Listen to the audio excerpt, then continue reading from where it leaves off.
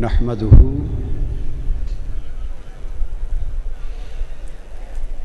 ونصلي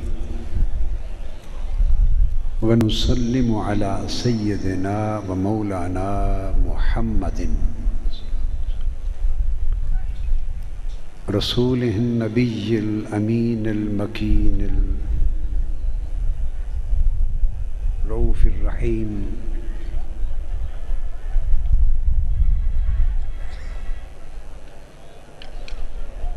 سيدنا محمد وعلى آله وصحبه أجمعين.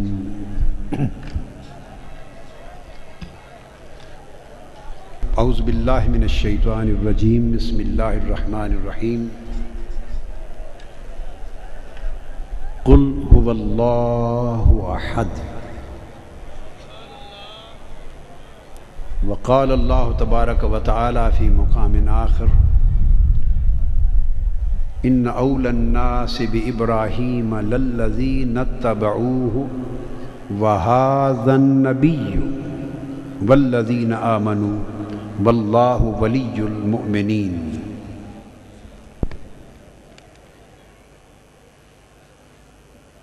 محترم المقام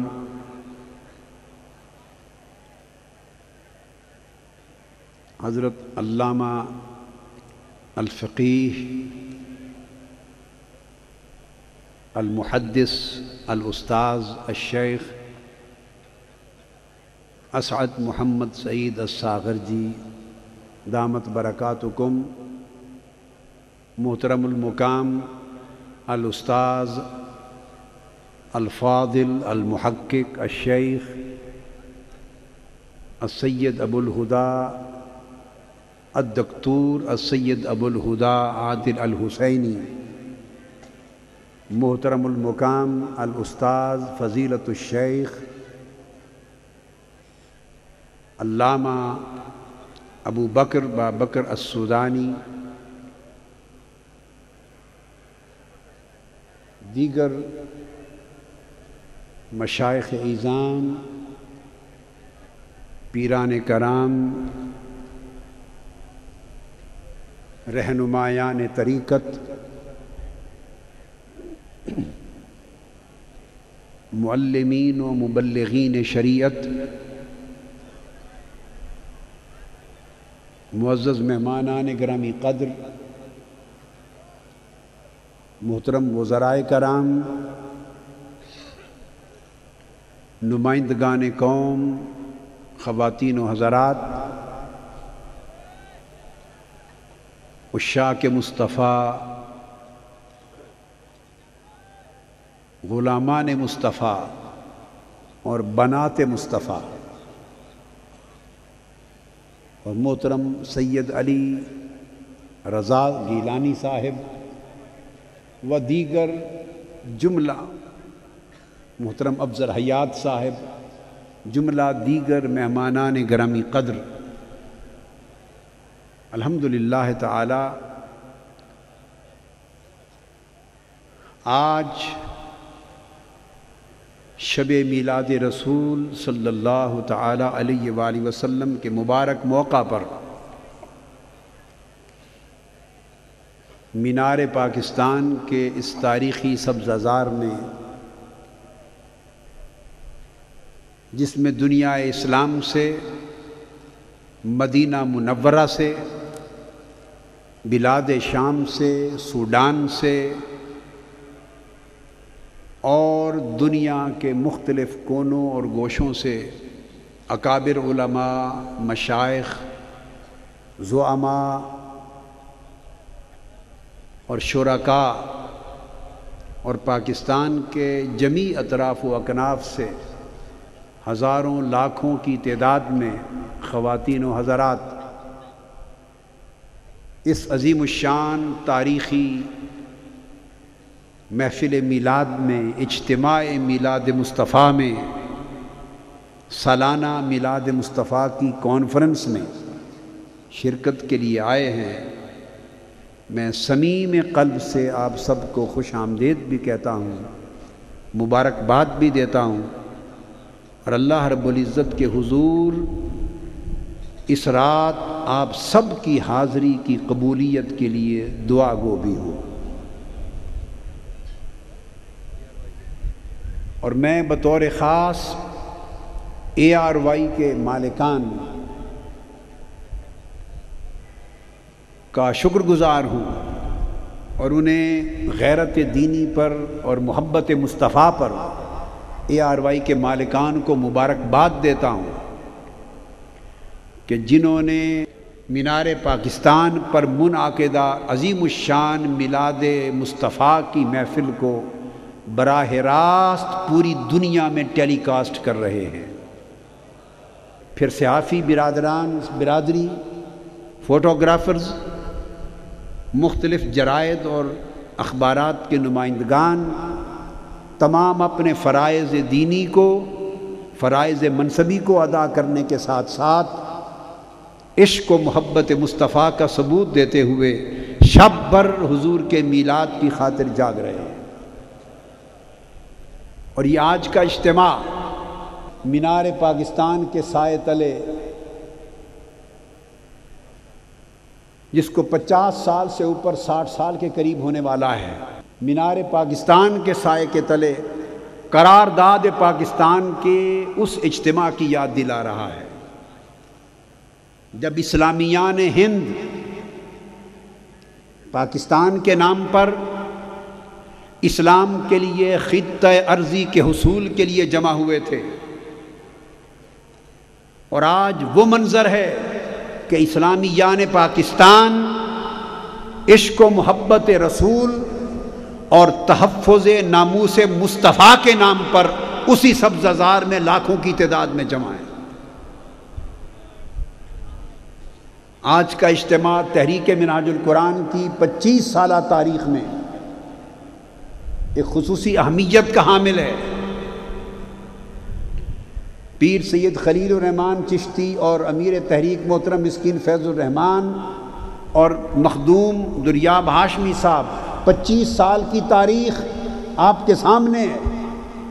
میں ڈاکٹر رحیق عباسی صاحب کو، ناظم اعلیٰ کو، تحریک منہاج القرآن کی مجلس منتظمہ کو، مجلس عاملہ کو، اور خاص طور پہ نائب ناظم اعلیٰ جو دست و بازو ہیں ناظم اعلیٰ کے ڈاکٹر رحیق عباسی کے شیخ زاہد فیاض کو، یوتھ لیگ کو، MSM کو، ویمن لیگ کو، طلباء کو، طالبات کو، اور منہاج القرآن کے ان عظیم فرزندوں کو مبارکباد دیتا ہوں جنہوں نے ایک ٹرک کی صورت میں اس ملک میں بلکہ دنیا میں ناموس رسالت کی تحفظ کی تاریخ رقم کر دی ہے۔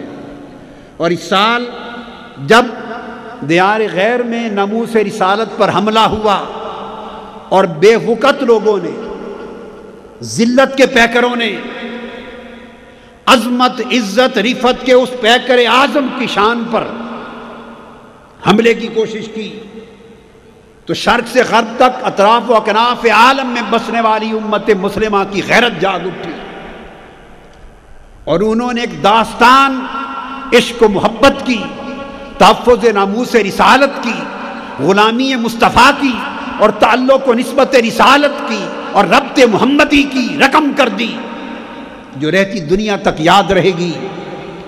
شاید بعض درندوں کے ہاتھوں سے یہ ذلت آمیز عمل اس لیے ہوا تھا کہ رب کائنات چاہتا تھا کہ سوئی امت کی غیرت جاگ پڑے اور تاجدار کائنات کے ساتھ ٹوٹا ہوا تعلق پھر سے جڑ جائے، یہ خواب غفلت سے بیدار ہو جائیں اور اٹھ کھڑے ہوں، اور تاجدار کائنات کا ذکر، حضور کی محبت، حضور کا عشق، حضور کی عظمت، حضور کی رفعت کہ وہ ترانے گائیں، وہ پیغام شرق تا غرب پھیلا دیں کہ پوری دنیا کو خبر ہو جائے کہ محمد مصطفیٰ کی امت زندہ ہے اور اس امت کی غیرت زندہ ہے، اور یہ کبھی بھی ناموس مصطفیٰ کے اوپر حرف لائے جانے کی اجازت نہیں دے سکتی۔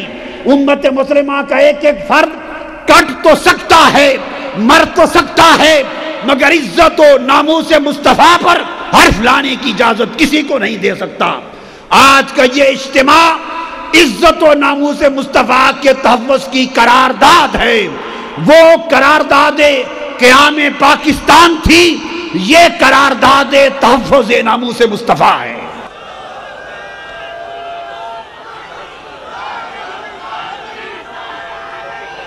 اور میں مبارکباد دیتا ہوں تحریک منہاج القرآن کی یوتھ لیگ کو، جوانوں کی یوتھ لیگ کو اور ایم ایس ایم کو، جنہوں نے 12 کلومیٹر لمبا،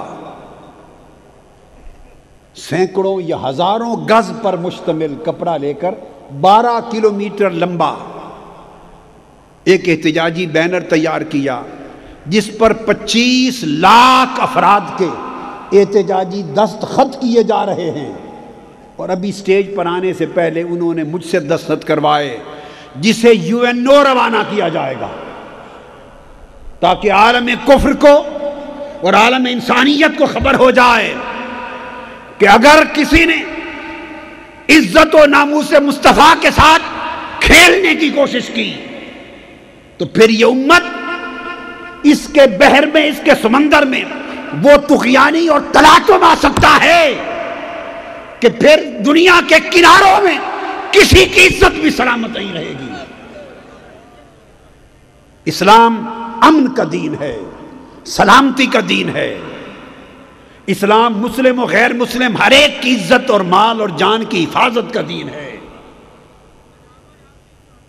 اسلام تو کسی عام شخص کی عزت سے کھیلنے کی اجازت نہیں دیتا، خواہ وہ کافر ہی کیوں نہ ہو۔ اسلام کافروں کی عزت کا بھی محافظ ہے، عورتوں کی عزت کا محافظ ہے، غیر مسلموں کی عزت کا محافظ ہے۔ اسلام تو اپنے دشمنوں کی عزت اور جان و مال کا محافظ ہے۔ ارے تم نے اس رسول اسلام کی عزت پہ ہاتھ ڈالا ہے۔ میں مبارکباد دیتا ہوں، یہ تاریخ ساز بینر جب UNO میں پہنچے گا تو آپ تصور کیجئے کہ اس امت مسلمہ کی اپنے نبی اور رسول کے ساتھ محبت اور عشق اور ان کی غیرت دینی کا کیا تصور اور امیج قائم ہوگا۔ اور یہ شرف اس پوری دنیا میں اللہ نے تحریک منہاج القرآن کو عطا کیا کہ اس طرز کا انوکھا تاریخی احتجاج کیا جا رہا ہے جو نہ کسی نے سوچا تھا، نہ جس پر کسی نے عمل کیا تھا۔ آج گفتگو کے لیے میں نے 2 آیات کریمہ کی تلاوت کی ہے۔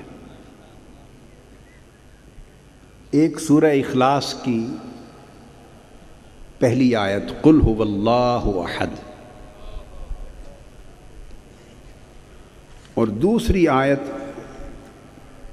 سورہ آل عمران کی آیت نمبر 68۔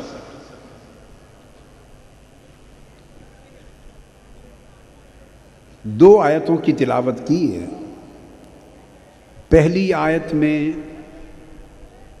اللہ کا ذکر ہے، دوسری آیت جو سورہ آل عمران کی، اس میں اللہ کے رسول کا ذکر ہے۔ سورہ اخلاص کی پہلی آیت میں اللہ نے اپنا تعارف اور اپنی پہچان ہوا کی ضمیر کے ذریعے کرائی ہے۔ اس نے خود کو ہوا کہہ کے اپنی پہچان کرائی ہے۔ وہ ہوا کا معنی کیا ہے؟ وہ ابھی میں اس کے علمی پہلو کی طرف آتا ہوں۔ اللہ رب العزت نے اپنی پہچان ہوا کر کے کرائی ہے۔ وہ هو اللہ احد، وہ اللہ ایک، خود کو اس نے ہوا کہا اور اپنے نبی کی پہچان کرانے کے لیے کہا ان اول الناس بابراہیم للذین اتبعوہ، بے شک سب لوگوں سے بڑھ کر حضرت ابراہیم کے قریب اور حقدار وہ لوگ ہیں جنہوں نے ان کی پیروی کی۔ وہذا النبی، اور رسول پاک صلی اللہ علیہ وسلم کی تعریف اس نے کرائی، اور یہ نبی اللہ نے اپنی بات ہوا کہہ کر کی۔ وہ اللہ، اور جس محبوب کا میلاد ہم آج منا رہے ہیں اس کی بات کرتے ہوئے ھذا النبی کہا، فرمایا یہ نبی۔ خود کو کہا وہ اللہ محبوب کے لیے کہا یہ نبی۔ آج میری گفتگو کا جو موضوع ہے یہ ہوا اور ہاذا کا تعلق ہے کہ اس نے ہوا کی پہچان کے لیے ہاذا کو بھیجا۔ وہ خود ہوا ہے، وہ خود کیا ہے؟ ہوا، وہ۔ تو اس نے ہوا وہ اللہ، اس وہ کی پہچان کرانے کے لیے ہاذا النبی، یہ نبی بھیجا۔ تو یہ اس وہ کی پہچان ہے۔ یہ ہے بنیادی موضوع۔ کچھ باتیں تھوڑی تھوڑی علمی نوعیت کی لازماً کرنی پڑیں گی، مگر مشکل نہیں رہنے دوں گا۔ بڑی توجہ اور انہماک سے آپ سمجھیں، بڑی توجہ اور انہماک سے۔ اب جو بات سمجھانا چاہتا ہوں وہ یہ ہے کہ ضمیریں تین ہوتی ہیں۔ ایک ضمیر متکلم کی، جو شخص بات کر رہا ہو خود، اس کو متکلم کہتے ہیں۔ تو متکلم کے لیے ضمیر استعمال ہوتی ہے انا۔ انا کا معنی ہے میں۔ آپ جب بات کرتے ہیں تو یوں کہتے ہیں کہ میں بات کر رہا ہوں، تو میں ضمیر متکلم ہے۔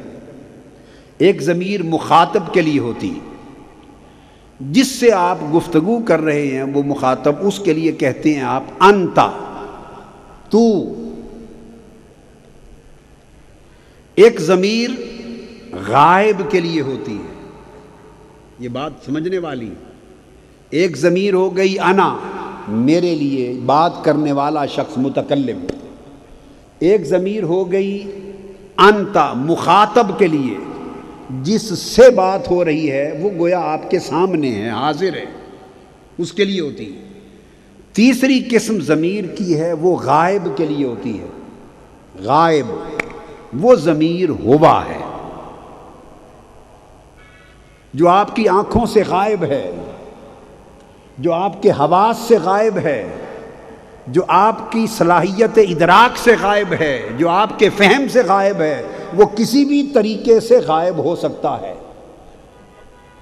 آپ کے علم سے غائب ہے، آپ کے فہم سے غائب ہے، آنکھوں سے غائب ہے، آپ کی سماعت سننے سے غائب ہے، دیکھنے سے غائب ہے، چھونے سے غائب ہے، سمجھنے سے غائب ہے۔ تو وہ جو غائب کی ضمیر ہے اس کے لیے ہوا کہتے ہیں۔ اور ایک بات یاد رکھ لیں، ضمیر قائم مقام ہوتی ہے اس میں ظاہر کا۔ مثلا ایک شخص، اس کا نام ابو بکر ہے، اس میں ظاہر ہے۔ جب آپ اس کی بات کرنے لگیں گے اور وہ سامنے موجود نہ ہو تو آپ اردو میں کہتے ہیں نا کہ اس نے یہ کہا یا وہ یہ کہہ گیا۔ یہ جو اس اور وہ کا کلمہ ہے یہ ہوا استعمال ہوتا ہے۔ ہوا قال کذا، ہوا فعل کذا۔ تو غائب کے لیے ہوا، یہ ضمیر قائم مقام ہو جاتی ہے اس نام کی۔ اب جو بڑی توجہ طلب بات ہے وہ یہ کہ ضمیر کی کئی قسمیں ہیں، 7 انواع ہیں ضمیر کی، میں ان میں نہیں جاتا۔ ان میں سے 2 قسمیں ہیں، متصل منفصل ہے، مرفوع منصوب مجرور، چھوڑ دیں۔ 2 قسمیں ہیں، بارز اور مستتر۔ بارز ضمیر ہے ظاہر، اور مستتر ہے چھپی ہوئی۔ یہاں سے ہمارا موضوع شروع ہو گیا، بڑی توجہ کے ساتھ۔ اب ضمیر بارز یہ ہے، مثلا بارز ضمیر کے لیے کوئی حرف استعمال ہوتا ہے لفظ کی صورت میں، لفظ موجود ہوتا ہے، اس سے پتہ چل جاتا ہے کہ یہ ضمیر ظاہر ہے۔ مثلا اگر عربی میں کہا جائے قمت، اس کا معنی ہے تو کھڑا ہوا، تو یہ جو لفظ حرف آیا ہے نا تا، یہ ضمیر بارز ہے، یعنی خود تا کا لفظ حرف ظاہر کر رہا ہے کہ تیری بات ہو رہی ہے، تمہاری بات ہو رہی ہے۔ اگر کہا جائے کاتبو، تو کاتبو کے آخر پہ واو آیا ہے، واو، اس کا معنی ہے انہوں نے لکھا۔ تو یہ جو واو کا لفظ آیا ہے یہ ضمیر کو ظاہر کر رہا ہے کہ ان لوگوں کی بات ہو رہی ہے۔ اگر کہا جائے افعلی، اے عورت تو یہ کر، تو یہ کر، تو یہ جو یا آیا ہے یہ بار ظاہر ضمیر ہے، بتا رہی ہے کہ کسی عورت کی بات ہو رہی ہے۔ تو سمجھ لیں اگر ضمیر کسی لفظ کی، حرف کی، لفظ کی صورت میں ظاہر ہو تو اسے ضمیر بارز کہتے ہیں۔ اگر ظاہر نہ ہو اور لفظ میں چھپی ہوئی، بات بڑی غور طلب ہے، ظاہر ہو تو بارز ہے، اگر چھپی ہوئی ہو تو اسے مستتر کہتے ہیں۔ حاضرین محترم، اس سورہ اخلاص کے پہلے دو لفظ ہیں، قل ہو اللہ احد۔ قل کا معنی ہے تو کہہ دے، یہ رب نے محبوب سے فرمایا ہے، میرے حبیب آپ کہہ دیں، میرے حبیب آپ بولیں اور کہہ دیں۔ تو باری تعالیٰ کیا کہہ دوں؟ تو کہہ دے ہوا، وہ اللہ ہے اور ایک ہے۔ اب ہم اپنی گفتگو صرف پہلے دو لفظوں پر رکھتے ہیں، قل اور ہوا۔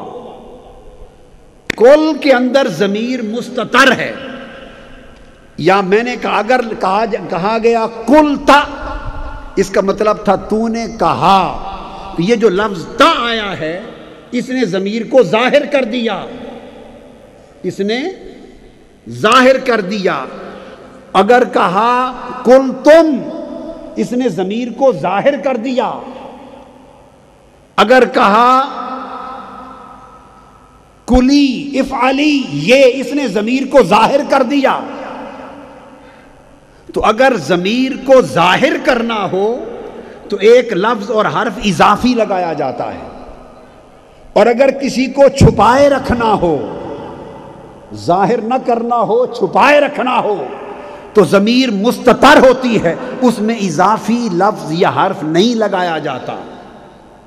ابھی جو پہلا لفظ ہے سورہ اخلاص کا قل، قل میں کوئی اضافی لفظ یا حرف موجود نہیں ہے جو ضمیر کو ظاہر کرے۔ قل کا معنی ہے کسی کو کہہ رہا ہے، وہ کسی سے کہہ رہا ہے، اور کس سے کہہ رہا ہے؟ اپنے محبوب سے کہہ رہا ہے۔ قل محبوب فرما دیں۔ اب قل کا معنی ہے فرما دیں، اس میں الگ سے کوئی لفظ جو ضمیر کو ظاہر کرے استعمال بولیے نہیں ہوا، تو محبوب سے خطاب کیا۔ قل سے مراد محبوب کا کہنا ہے، میرے رسول آپ فرما دیں، میرے نبی تم کہہ دو۔ تو نبی کو آگے لائے تو ضمیر مستتر رکھی، چھپی ہوئی ضمیر رکھی، اور پھر اپنی بات کی ہوا، یہ ضمیر ظاہر ہے، اپنی بات کی تو ظاہر کر دیا، محبوب کی بات کی تو قل کے اندر محبوب کو چھپا دیا۔ بتانا مقصود یہ تھا کہ لوگوں،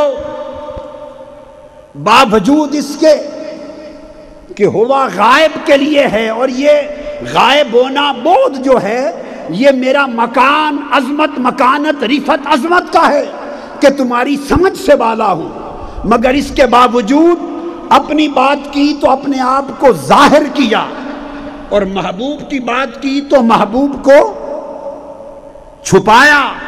اس کی میں ایک مثال آپ کو اور دے دوں۔ مثلا کہا جائے اکتب، اکتب اس کا معنی ہے تو لکھ، تقدیراً کہا جائے گا اکتب انت، تو لکھ، مگر انتا کو چھپا دیا۔ انتا کہتے تو ظاہر ہو جاتا کہ کس سے بات ہو رہی ہے، انتا کا معنی ہے تو. جب انتا کو چھپا دیا اور کہا فقط اکتب، تو اکتب جو ضمیر ہے اس میں تو یعنی انتا چھپ گیا تو ضمیر مستتر ہو گئی. آپ کو سمجھ آ رہی؟ مستتر کہتے ہیں جسے پردے میں چھپا دیا ہو. ستر پردہ، جسے پردے میں چھپا دیا ہو.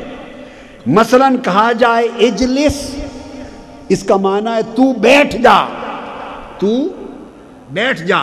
تقدیراً یہ کا لفظ یوں تھا اجلس انت، تو بیٹھ جا، مگر انتا ظاہر ہے تو انتا کو اجلس میں چھپا دیا. تو جب انتا کو اجلس کے پردے میں چھپا دیا تو یہ ضمیر مستتر ہو گئی.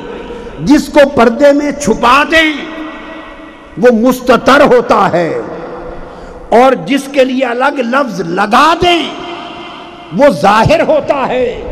رب کائنات نے اپنی بات کی تو فرمایا ہوا، اپنے لیے ضمیر کو ظاہر کر دیا، اور محبوب سے خطاب کیا تو فرمایا کل، تو کہہ دے.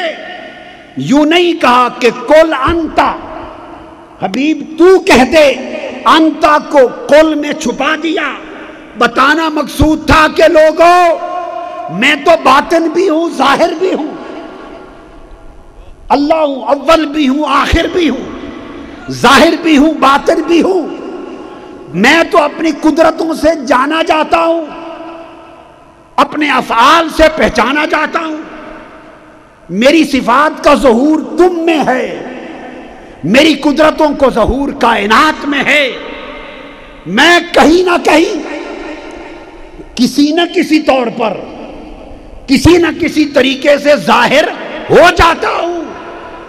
ظاہر اس لیے چونکہ ظاہر ہو جاتا ہوں، خود کے لیے کہا ہوا، ظاہر کر دی ضمیر، اور محبوب کے لیے فرمایا کل، اس میں ضمیر مستتر کر دی.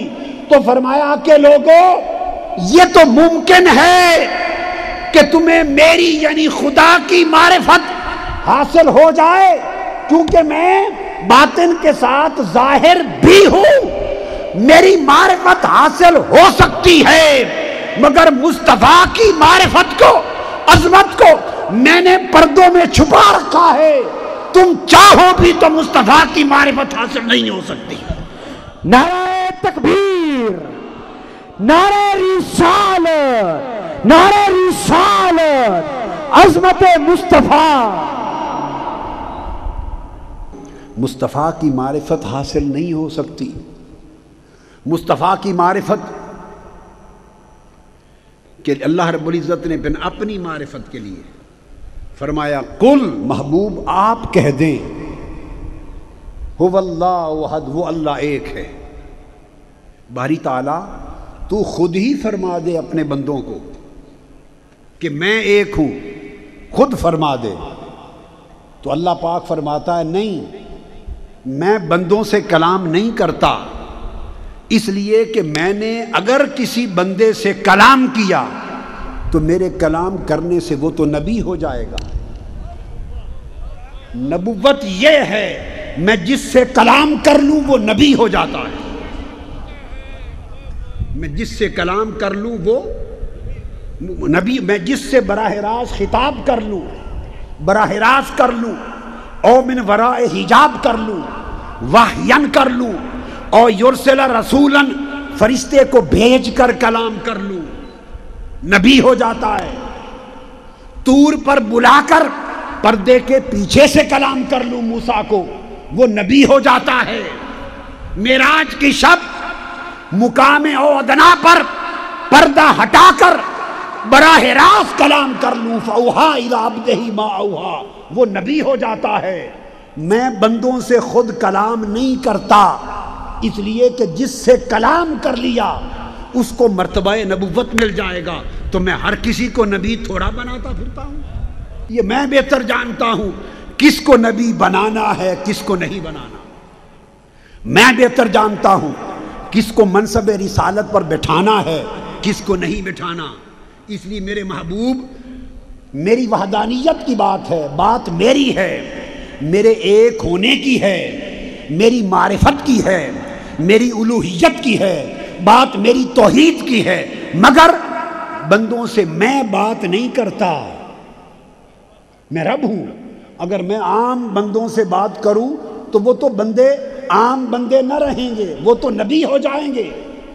تو پھر کیا ہو، باری تعالیٰ میں، اللہ نے فرمایا محبوب میں تم سے بات کرتا ہوں، وَقُلْ أَنْتَ لَهُمْ، میں محبوب تم سے بات کرتا ہوں اور تم ان سے بات کرو۔ رب کائنات نے اپنی بات ہم سے کرنے کے لیے تاجدار کائنات کو، جن کی شب میلاد منا رہے ہیں، ان کو بھیجا اپنے اور ہمارے درمیان بات کرنے کے لیے، واسطہ بنا کر، وسیلہ بنا کر۔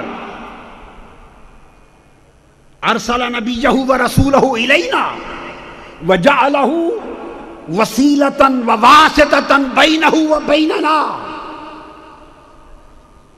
حضور کو بھیجا اور فرمایا محبوب میں تم سے بات کرتا ہوں اور تم میری طرف سے ان سے بات کرو۔ قل، تم کہہ دو کہ میں ایک ہوں۔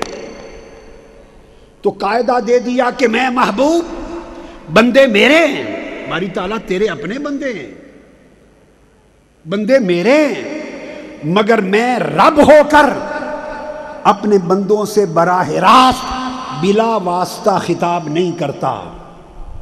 رب ہو کر اپنے بندوں سے بلا واسطہ خطاب نہیں کرتا، جب خطاب کرنا چاہتا ہوں تو بذریعہ کل کرتا ہوں، بذریعہ کل، محبوب تمہارے واسطے سے کرتا ہوں، تاکہ لوگوں کو پتہ چل جائے کہ جب رب رب ہو کر اپنے بندوں سے واسطہ مصطفیٰ کے بغیر خدا بات نہیں کرتا، تو بندو تم بندے ہو کر واسطہ مصطفیٰ کے بغیر رب سے کس طرح بات کرنا چاہتے ہو؟ نعرہ تکبیر، نعرہ رسالت، سرکار کی آمد، سرکار کی آمد، لجپال کی آمد۔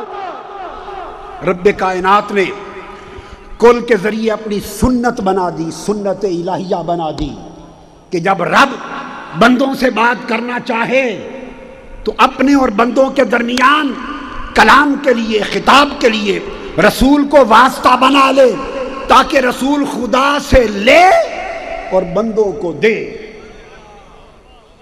رسول خدا سے سنے اور بندوں کو پہنچائے، رسول خدا سے اخذ کرے اور بندوں کو عطا کرے، رسول خدا سے حصول کرے اور بندوں میں تقسیم کرے۔ تو جب اللہ کی سنت یہ ہوئی کہ اس نے رسول کو اپنے اور اپنے بندوں کے درمیان واسطہ، وسیلہ بنا دیا، بتانے کے لیے کہ لوگوں اگر تمہیں میری سنت سے پیار ہے، اگر میرے بندے میری سنت سے پیار کرتے ہیں، تو میں جب تم سے بات کر کے تمہیں اپنی بات پہنچانا چاہتا ہوں تو تمہارے اور اپنے درمیان رسول کو واسطہ بناتا ہوں۔ تمہیں اگر میری سنت سے پیار ہے تو اپنی بات مجھ تک پہنچانا چاہتے ہو تو مصطفیٰ کو واسطہ بنا لو۔ اس لیے کہ جس اللہ تک بات پہنچانی ہے وہ ہوا ہے، وہ ہوا ہے، ضمیر غائب ہے، تم اس اللہ کو نہ دیکھ سکتے ہو آنکھوں سے، وہ فوق بصر و بصارت ہے، نہ اللہ کو سن سکتے ہو، وہ تمہاری سماعتوں سے بلند ہے، نہ چھو سکتے ہو، وہ تمہارے لمس اور مس سے بلند ہے، نہ سونگ سکتے ہو، وہ تمہاری شامہ سے بلند ہے، نہ چکھ سکتے ہو، وہ تمہاری ذائقہ سے بلند ہے، نہ سمجھ سکتے ہو، وہ تمہارے فہم اور عقل سے بلند ہے، اس لیے کہ وہ ہوا ہے، وہ ہوا ہے، اور وہ ہوا تمہارے فہم اور ادراک سے بلند ہے۔ تو باری تعالیٰ تو ہوا ہے، ہمارے فہم و ادراک سے بلند ہے، اب ہم چاہتے ہیں کہ اپنی بات تیرے بندے اپنی بندگی کی بات تیری ذات تک پہنچائیں، اور تو نے رسول کو واسطہ بنا دیا، وسیلہ بنا دیا اپنے اور ہمارے درمیان، تو کیا آپ تمہارا رسول بھی ہوا ہوگا؟ کیا رسول بھی وہ ہوگا؟ بولیے، جیسے تو ہوا ہے وہ اللہ، تو جس رسول کو تو واسطہ بنا رہا ہے ہمارے لیے تاکہ اس کے ذریعے ہماری طاعتیں تجھ تک پہنچے، بندگی تجھ تک پہنچے، اطاعت تجھ تک پہنچے، محبت تجھ تک پہنچے، ندا تجھ تک پہنچے، دعائیں تجھ تک پہنچے، جسے واسطہ بنا رہا ہے تو ہے ہوا وہ، تو جس رسول کو واسطہ بنا رہا ہے کیا وہ بھی وہ ہوگا؟ اسے بھی ہوا بنائے گا؟ اگر وہ بھی وہ ہوا تو پھر تو بھی وہ اور رسول بھی وہ بھی ضمیر غائب اور تیری ضمیر بھی غائب، تو پھر ہم کس کو پکڑیں گے؟ ہم کس کا دامن پکڑیں گے؟ ہم کس کو دیکھیں گے؟ رب نے کہا نہیں ایسا نہیں کرتا، میرا ذکر چونکہ ہوا کے ساتھ ہے، میں بلند ہوں، جس کو واسطہ بنایا اس کو ہوا نہیں کرتا، اس کو تمہارے لیے ہاذا بنا دیا ہے۔ ہوا کا معنی تھا وہ، ہاذا کا معنی ہے یہ، میں ہمیشہ وہ رہوں گا، مصطفیٰ ہمیشہ یہ رہے گا۔ نعرہ تکبیر، نعرہ رسالت، سرکار کی آمد، سرکار کی آمد، مدنی کی آمد۔ لہذا ہوا کا حال ہاذا سے پوچھو، ہوا کا حال ہاذا سے پوچھو، اس کا حال اس سے پوچھو، وہ کی بات اس یہ سے پوچھو۔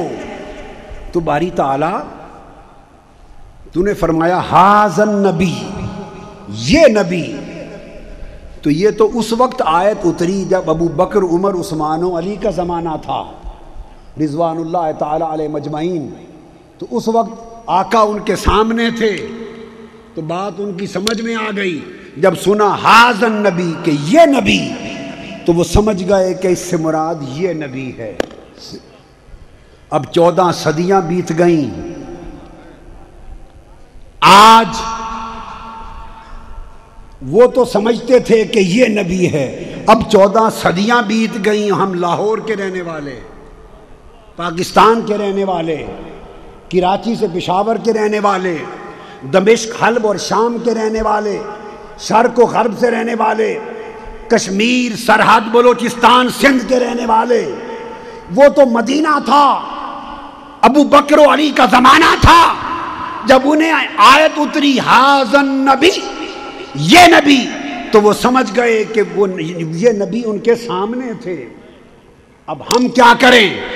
رب کائنات نے فرمایا صدیاں بدل گئی مگر قرآن کا لفظ نہیں بدلوں گا، زمانے بدلیں گے قرآن کا لفظ نہیں بدلوں گا، ملک بدلیں گے قرآن کا لفظ نہیں بدلوں گا۔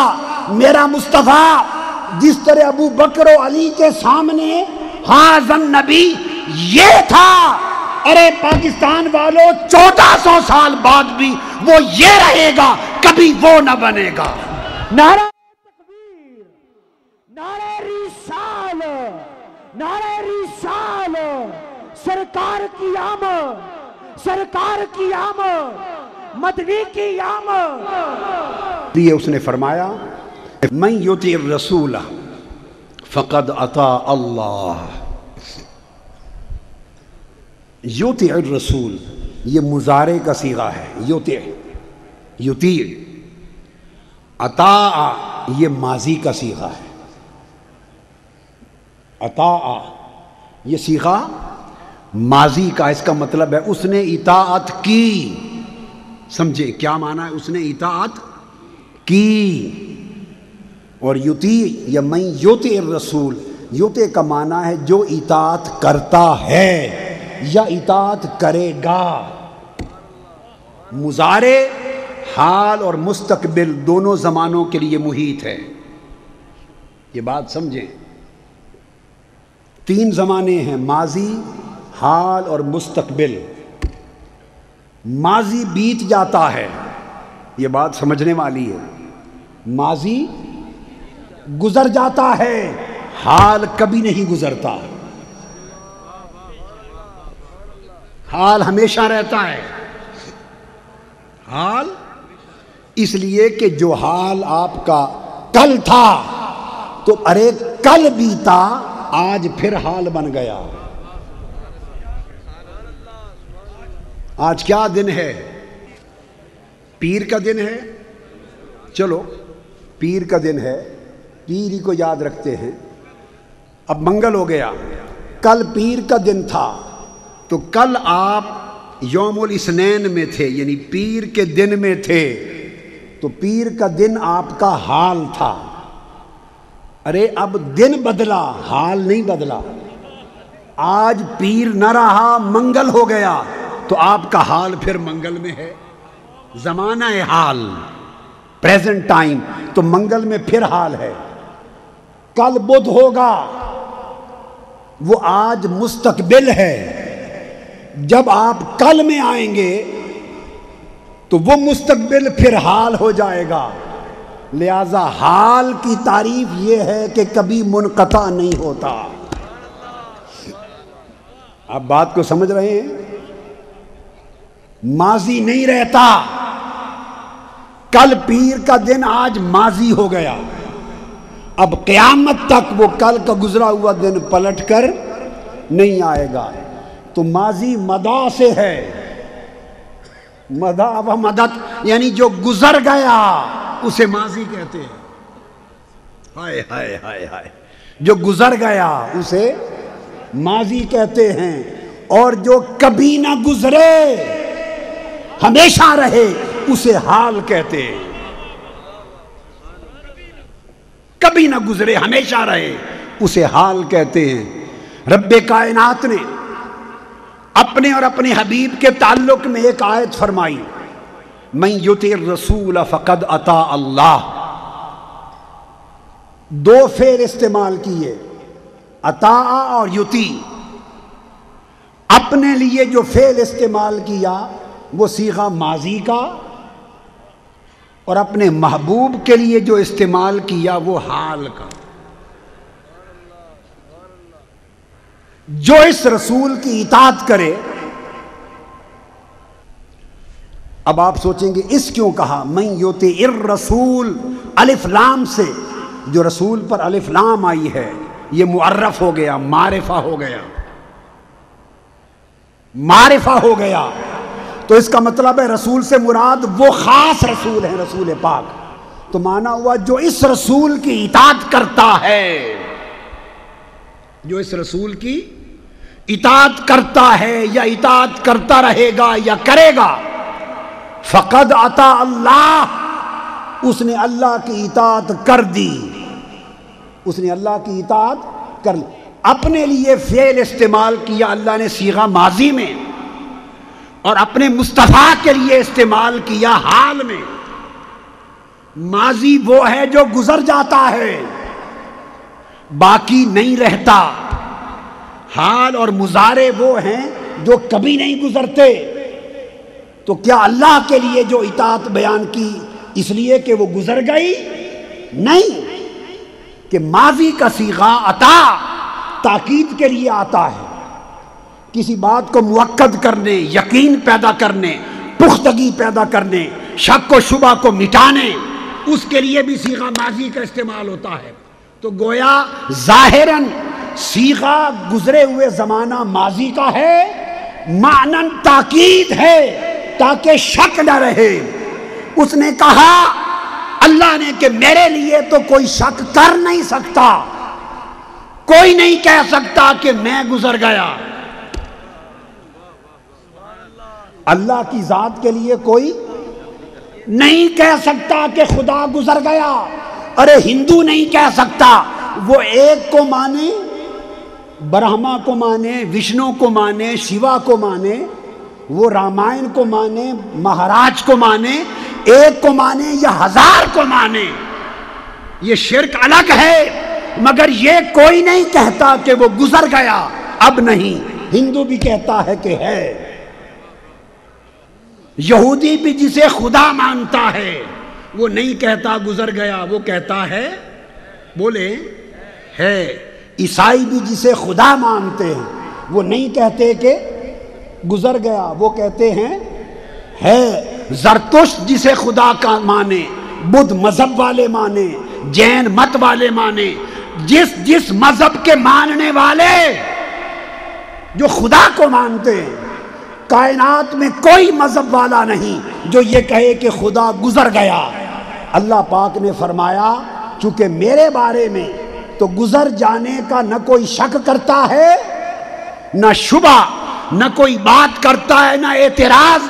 مجھے تو مومن بھی جانتا ہے کہ میں ہوں اور کافر بھی مانتا ہے کہ میں ہوں، لہذا میں اپنے لیے صیغے ماضی کے استعمال کروں یا حال کے، مجھے کچھ فرق نہیں پڑتا کہ میں ہوں، اور ہر کوئی مانتا ہے کہ میں ہوں۔ اس لیے اپنے لیے اس نے اطاعت میں تاکید کی، عطا کہہ دیا، مگر کہا ایسے لوگ آئیں گے کہ میرے مصطفیٰ کے لیے کچھ سوچیں گے کہ وہ گزر گئے۔ ایک زمانہ آئے گا، فرمایا اللہ رب العزت نے فرمایا کہ میرے بارے میں تو کبھی بھی کوئی نہیں کہے گا کہ معاذ اللہ اللہ تھا اور اب نہیں یا گزر گیا، مگر میرے محبوب کے بارے میں ایسی غلطی میں مبتلا ہونے والے اور ایسے مغالطے میں مبتلا ہونے والے ہوں گے جو کہیں گے تھے اب نہیں، وفات پا گئے اب نہیں، گزر گئے۔ مجھے گزرا ہوا کوئی نہیں کہتا، مگر میرے محبوب کو گزرا ہوا کہنے والے آئیں گے۔ اس لیے اس نے جب اپنی ذات کا ذکر کیا تو اپنے لیے کہا فقد عطا اللہ کہ صیغہ ماضی سے تاکید پیدا کر دی، مؤکد کر دیا۔ جب مصطفیٰ کی بات کی فرمایا من یطع الرسول، جو کوئی اس رسول کی اطاعت کرتا ہے یا کرے گا، ثابت کر دیا کہ یہ رسول جب ابو بکر و علی تھے یہ رسول تب بھی ہے تھا، یہ رسول آج بھی ہے، جب تم نہ ہوگے تب بھی ہوگا، جب کوئی نہ ہوگا تب بھی ہوگا۔ زمانے بدلتے رہیں گے، یہ رسول مصطفیٰ رہے گا، وقت ختم ہو جائے گا، رسول رہے گا، قیامت آ جائے گی، رسول تب بھی ہے ہوگا، قیامت کا دن ختم ہو جائے گا، رسول تب بھی ہے ہوگا، جنت و دوزخ کا دور شروع ہوگا، رسول تب بھی ہوگا۔ جب سے زمانہ بنا ہے مصطفیٰ تب سے ہے، جب تک رہے گا نہ رہے گا مصطفیٰ رہے گا۔ نعرہ تکبیر، نعرہ رسال، نعرہ رسال، گنبد خضرا کا فیضان، گنبد خضرا کا فیضان۔ اللہ رب العزت نے اس ہوا کی پہچان کے لیے حاضہ کو بھیجا اور کہا اپنے لیے هو اللہ، وہ اللہ، محبوب کے لیے فرمایا حاضر نبی، یہ نبی۔ اس لیے وہ کہتا ہے کہ مجھے کوئی یہ کہے یا وہ کہے فرق نہیں پڑتا، نحن اقرب الیہ من حبل الورید، میں ہر جگہ ہوں، میں تو زمانوں کا مالک و خالق ہوں، میں تو جگہوں کا، مکان و زمان کا خالق و مالک ہوں۔ مجھے نہ یہ کہنے سے میں قریب ہوتا ہوں، نہ وہ کہنے سے میں دور ہوتا ہوں۔ اللہ کے لیے یہ ضمیریں، چونکہ وہ خالق ہے، اسے جس ضمیر سے پہچان لو وہ وہی رہتا ہے، مگر مصطفیٰ کی ذات کے لیے اس نے قیامت تک قرآن میں حاضر نبی اور یطع رسول کہہ کر اشارہ دے دیا کہ لوگ جب وہ زمانہ تھا تب بھی رسول یہ تھا، آج کا زمانہ ہے تب بھی یہ ہے، اگلا زمانہ ہوگا تب بھی یہ ہوگا۔ اس لیے تم جب رسول سے نسبت و تعلق قائم کرو تو رسول کو خود سے دور نہ سمجھو اور خود کو رسول سے دور نہ سمجھو۔ اگر اہل ایمان ہو تو النبی اولا بالمؤمنین من انفسہم، تمہاری جانیں دور ہو سکتی ہیں مگر مصطفیٰ تمہاری جانوں سے بھی قریب تر ہے۔ تو بات یہ کی کہ اس ہوا کے لیے رب کائنات نے حاضہ کو بھیجا، اور میں نے چونکہ کہا کل اور ہوا تو کل میں ضمیر مستتر ہے، تو محبوب کی شان کو چھپایا، اس لیے اس لیے محبوب کی اصل حقیقت کو کوئی نہیں جانتا، تھوڑی تھوڑی کوئی جانتا ہے۔ اور حضور نے فرمایا لم یعرفنی حقیقتاً سوا ربی، اور اللہ کے سوا میری حقیقت کو پورا اللہ کے سوا کوئی نہیں جانتا۔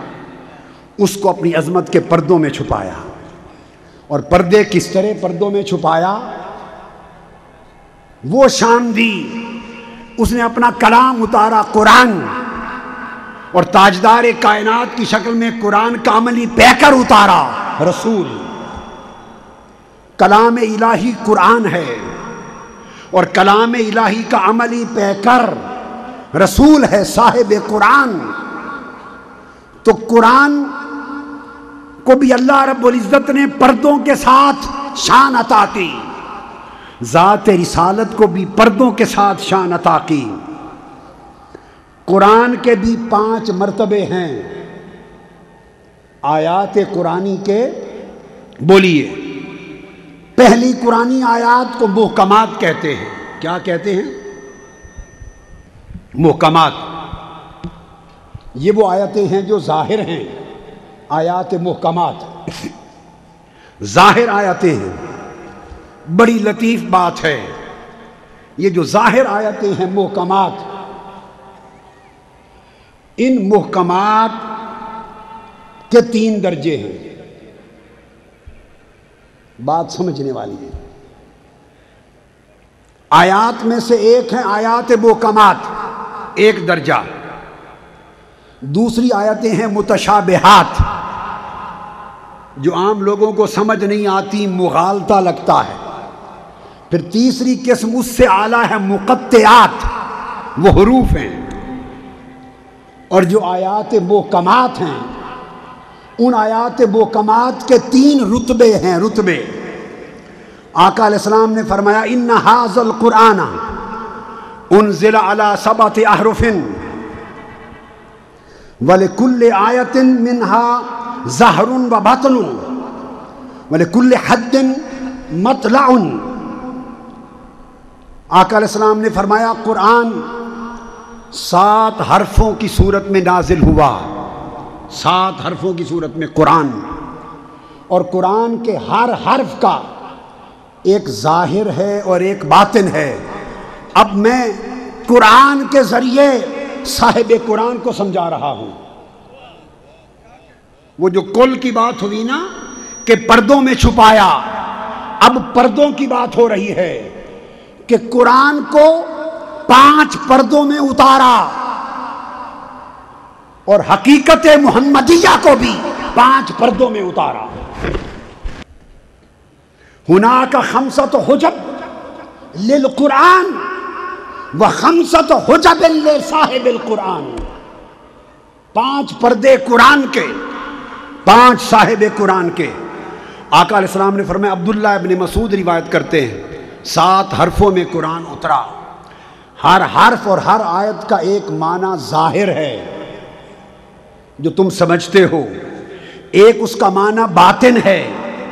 تو 2 شانیں ہو گئیں، ظاہر اور باطن۔ اور پھر فرمایا لکل حد مطلع، اور ہر حد کے لیے ایک مطلع ہے۔ مطلع کہتے ہیں مسعد، جس کی طرف علم کی معرفت اوپر جائے، ابھرے، طلوع کرے۔ تو گویا ہر حد کے اوپر پھر ایک عروج ہے، عروج جس کو جتنی معرفت عطا ہو وہ اتنا اونچا جاتا ہے قرآن کے فہم میں۔ تو گویا محکمات آیات میں ایک درجہ ہوا ظاہر معنی، ایک باطن معنی کا ظاہر، ایک باطن اور ایک مطلع۔ اسی طرح آقا علیہ السلام نے فرمایا ما نازل من القرآن آیت الا لها ظہر و باطن ولکل حرف حد ولکل حد مطلع۔ کوئی ایک آیت قرآن کی ایسی نہیں اتری کہ ہر آیت کے معنی کا ایک ظاہر ہے جو ہر ایک کو دکھائی دیتا ہے، ہر ایک کو سمجھ آتا ہے، حکم ہے، نصیحتیں، احکام ہیں، اور ہر قرآن کی آیت کا ایک باطن معنی ہے۔ وہ باطن قرآن ہر ایک کو سمجھ نہیں آتا، ہر ایک کو دکھائی نہیں دیتا۔ جس کے پردے اٹھ جائیں، جس کو معرفت ملے باطن کی رسائی، اس کو نصیب ہوتی ہے۔ اور پھر فرمایا پھر ہر حد کے لیے پھر ایک مطلع ہے جہاں سے معرفت کا عروج ہوتا ہے، ایک ابتدا ہے اور ایک پھر اس کی انتہا ہے۔ اب قرآن کا معنی ظاہر، یہ الفاظ ظاہر جس کی آپ تلاوت کرتے ہیں، قرآن کی جو تلاوت کرتے ہیں، یہ ظاہر ہے، اور ان کے معانی، احکام، تفسیر، اس کی تعویل، یتلو علیکم آیات، یہ ظاہر قرآن ہے۔ وَيُعَلِّمُكُمُ الْكِتَابَ، قرآن کا تعلم، تفہم، تدبر، موعظت، معرفت، یہ قرآن کا باطن ہے۔ اور پھر تیسرا مطلع، یہ قرآن کی معرفت ہے۔ فرمایا وَالْحِکمہ وَيُعَلِّمُكُم مَّا لَمْ تَكُونُوا تَعْلَمُونَ، اور اسرار قرآن کے بھی سکھاتے ہیں، اور وہ راز چھپے ہوئے جو تم نہیں جانتے ان کے پردے اٹھاتے ہیں۔ تو دوستو آپ سمجھ گئے کہ قرآن کی آیات محکمات، اس کے 3 درجے بن گئے، ظاہر درجہ، باطن درجہ، اور پھر معرفت کا ایک اور درجہ مطلع، 3 درجے ہوئے۔ تو چلیے اور پھر اس کے بعد آگے ارشاد فرمایا آیات متشابہات ہیں، آیات متشابہات۔ هو الذی انزل علیک الکتاب آیات فی منہ آیات محکمات ہن ام الکتاب واخر متشابہات۔ یہ آیات محکمات تھیں جن کا ایک ظاہر تھا ہر ایک کے لیے، ایک باطن تھا کسی کے لیے، اور ایک اس کا مطلع اور معرفت تھی بہت کم لوگوں کے لیے۔ یہ 3 درجے ہوئے۔ اس کے بعد چوتھا درجہ ہوا آیات متشابہات۔ فرمایا متشابہات آیتیں وہ ہیں کہ جن لوگوں کے دلوں میں زنگ ہے، ٹیڑھ ہے، کجی ہے، اس سے فتنہ پروری کرتے ہیں اور اس سے ان کو مغالطہ ہوتا ہے، شبہ ہوتا ہے۔ یہ متشابہات کے لیے علم میں راسخ ہونے کی ضرورت ہے، الراسخون فی العلم۔ اور متشابہات کے بعد 5واں درجہ ہے حروف مقطعات۔ مقطعات یہ 14 ہیں۔ مقطعات کتنے حروف ہیں؟ 14 ہیں، اور قرآن کی 29 سورتوں میں آئے ہیں، اور جس سورت میں حروف مقطعات آ جائیں، الف لام میم، الف لام را، کاف ہا یا عین صاد، طٰہٰ، جس سورت سے پہلے حروف مقطعات آ جائیں، ایک دقیق راز بتا دوں، اس پوری سورت کے حروف گنیں جو پہلے حروف مقطعات آئیں، وہ اس سورت کے ہر لفظ کے ہر حرف کے مقابلے میں عدد میں سب سے زیادہ ہوں گے۔ تو حروف مقطعات کا مطلب یہ ہے کہ وہ پوری سورت میں چھائے ہوئے ہوتے ہیں، پوری سورت ان سے لبریز و معمور ہوتی ہے۔ اور پھر حروف مقطعات میں سے ایک ہے قاف، اور سورت بھی ہے قاف۔ سورہ قاف میں حرف مقطعات میں سے آیا ہے حرف قاف، اور قاف خاص نقطہ ہے۔ اس ایک سورت میں اس کی 45 آیتیں ہیں، چھوٹی سی سورت ہے قاف، 45۔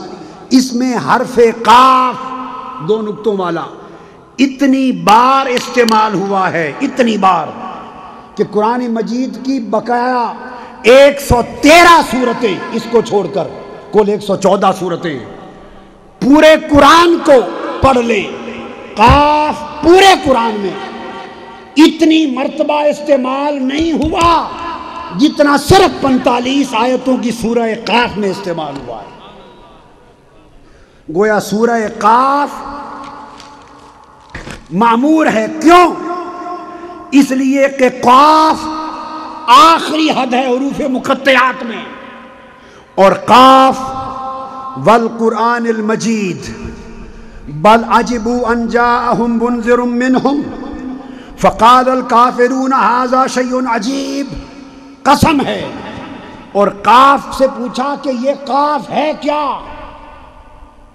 حروف مقطعات میں سے پوری سورت اس سے بھر گئی۔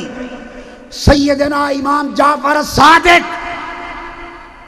انہوں نے بیان کیا اور روایت کیا امام ابو العباس ابن عطا نے، فرمایا بحرف قاف اقسم اللہ تعالی بقوت قلب محمد، قاف سے مراد ہے اے محمد تیرے دل کی قوت کی قسم جس پر قرآن اترا۔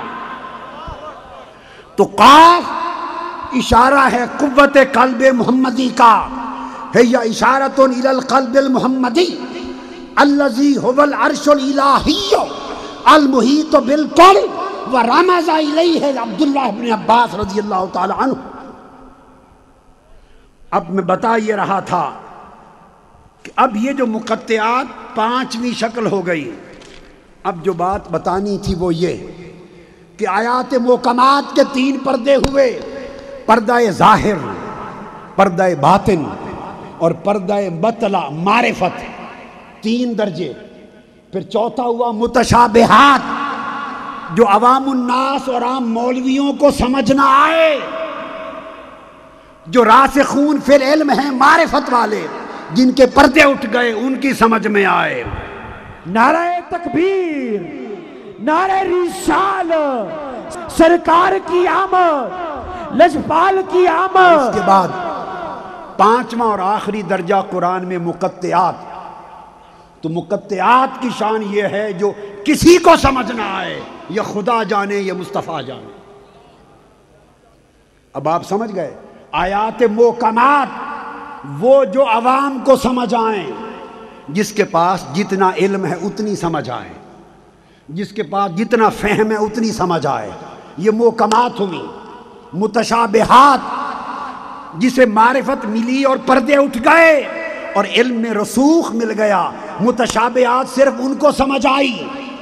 اور مقطعات، اس کا معنی کسی کو سمجھ نہ آیا، ایک خدا کو اور ایک مصطفیٰ کو۔